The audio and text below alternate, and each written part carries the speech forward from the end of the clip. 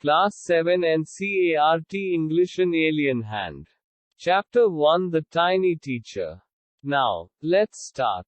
Name the smallest insect you have seen, and the wisest. Is it the fly? No, it isn't. Is it the mosquito? No, not the mosquito. Then it must be the worm. No, none of these. It is the ant, the commonest, the smallest but the wisest insect. The story of an ant's life sounds almost untrue.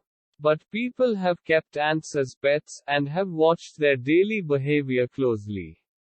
So we know a number of facts about this tiny, hardworking and intelligent creature. An ant uses its feelers or antennae to talk to other ants by passing messages through them. Watch a row of ants moving up or down the wall.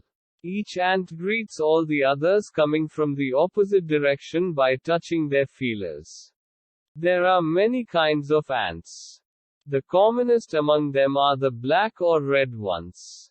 We have seen them since we were children, but haven't paid enough attention to them. Where do they live? In their comfortable homes called nests or anthills. Each has hundreds of little rooms and passages. In some of these rooms the queen ant lays eggs. Others are nurseries for the young ones called grubs. Workers have their reserved quarters. They spend most of their time searching for food. Some rooms serve as storehouses for this food. Soldiers have separate barracks. No worker has ever tried to live in a soldier's house. No soldier has ever gone out searching for food. No worker or soldier or cleaner has ever harmed a grub. So you see, an ant's life is very peaceful. Each does its share of work intelligently and bravely, and never fights with other members of the group.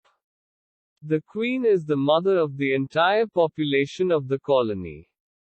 It lives for about 15 years. It has a pair of wings, but bites them off after its wedding flight. This flight takes place on a hot summer day. The queen leaves the nest and goes out to meet a male ant, or drone, high up in the air. On its return to Earth, it gets rid of its wings and then does nothing but lay eggs. Eggs hatch and grubs come out. Soldiers guard them. Workers feed and clean them, and also carry them about daily for airing, exercise and sunshine. 2 or 3 weeks later, grubs become cocoons and lie without food or activity for 3 weeks more. Then the cocoons break and perfect ants appear. Now it's time for teaching and training. New ants learn their duties from old ants as workers, soldiers, builders, cleaners, etc. After a few weeks training, the small ants are ready to go out into the big world of work. An anthill is a home not only for ants but also for some other creatures, beetles, lesser breeds of ants and the greenfly. Why do ants want these alien creatures to live in their nests? For several reasons. Some give off smell pleasant to the ants' senses, others give sweet juices, and some are just pets or playthings like cats and dogs to human beings. The greenfly is the ant's cow. The ants train it to give honeydew-like milk with a touch of their antennae. They milk it just as we milk the cow. Have humans learned as much as ants have? Perhaps they have, but they haven't put their learning to good use.